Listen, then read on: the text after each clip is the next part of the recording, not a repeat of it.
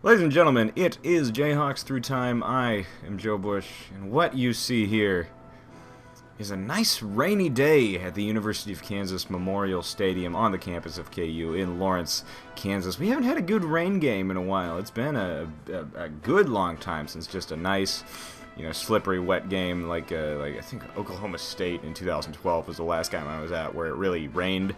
I don't even know that I went to that game. I just remember it because they had to not cancel it, but they had to postpone pretty much the third quarter.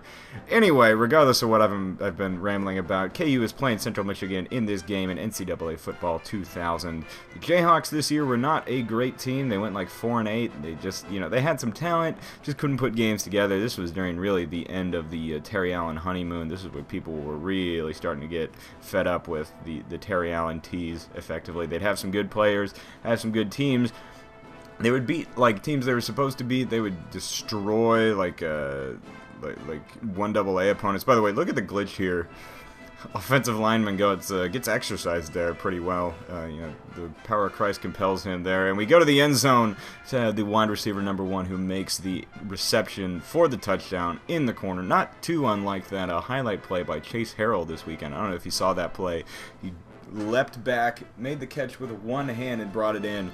I think it was his left hand, too. That was pretty impressive. I don't know if he's left-hand dominant or whatever. The defense starts out this game pretty well. We had a long drive to start that out. That took pretty much the entire first quarter, the first drive.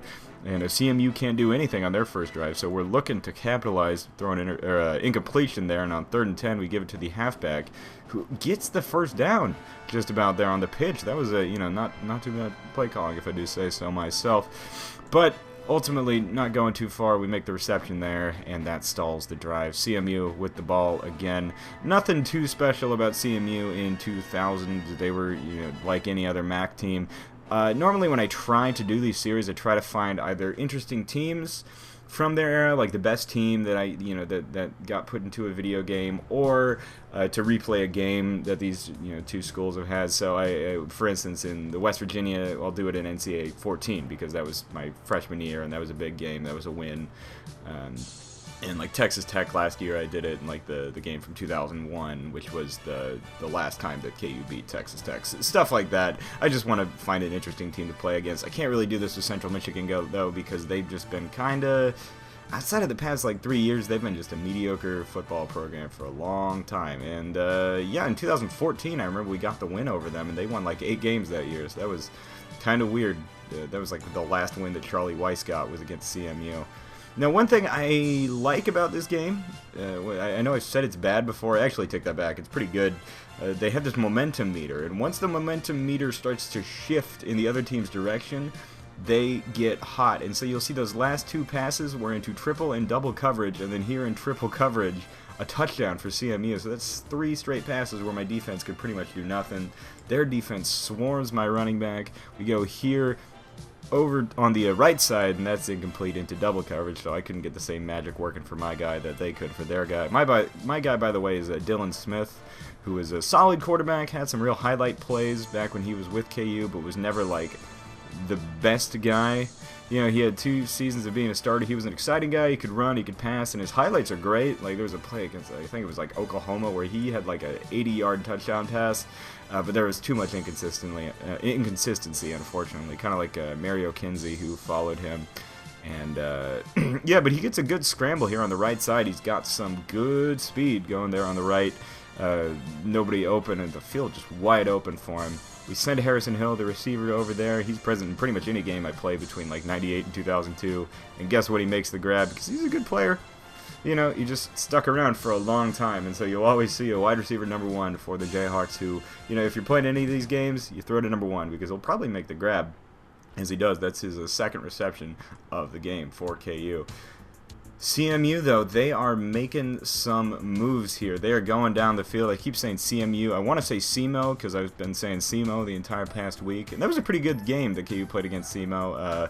Could have been a lot better. The offense stalled so many times during that game. Just made it a boring, long game that I was by the end of it, I was just like, get me out of here. I'm happy they won, but like, man, that was like a 3-hour, 45-minute long experience. That was like 2001: A Space Odyssey if it was a football game between one good team and one bad team. They go to the end zone here and they make the catch for the touchdown. So they actually tied the game up with less than a minute left in the fourth quarter, only about 26 seconds.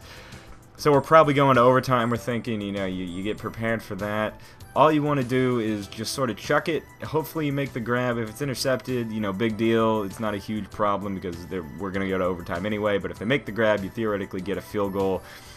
This play we go over the middle, and that's actually only one-on-one, but he does not make the grab, slightly overthrows him, so we're pretty much resigned to the fate here, hoping to make anything happen. It'll take a miracle. We roll out to the right, and over the middle, we throw the ball, and he's got to step the running back, halfback number 22, not the guy you think was going to make the reception, but he makes it and scores a touchdown for KU. 7 seconds left in the game, runs out the clock and scores, and the Jayhawks win. On the final play of the game, I didn't even expect that. I was just hoping, kind of to just chuck the ball, see what happens, but I had a guy wide open with a step on a pretty slow linebacker there, and he ends up just outrunning him to the end zone. Hey, you know what? It's a win, and I'll take it any way that I can get it. So, we end the game up 20-14, 6-point victory. That's about what Vegas predicts for KU this weekend, actually.